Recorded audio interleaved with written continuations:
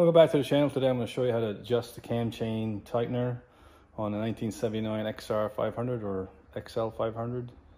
This goes up to 81 and 82. They changed to an automatic one.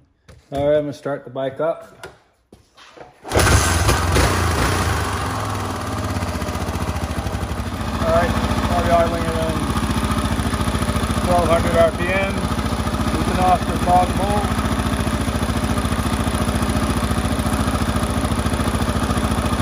Loosen off this bolt here. Top.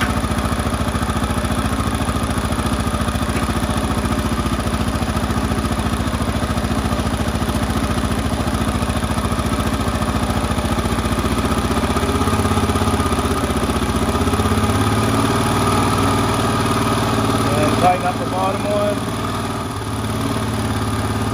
and then the top one again. Actually, this sounds a little better.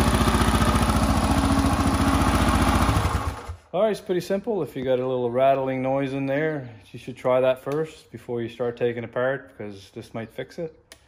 And if that don't fix it, probably your cam chain is could be stretched. All right, you can subscribe to my channel. Click below. You can smash that thumbs up button if you like this video. Thank you for watching.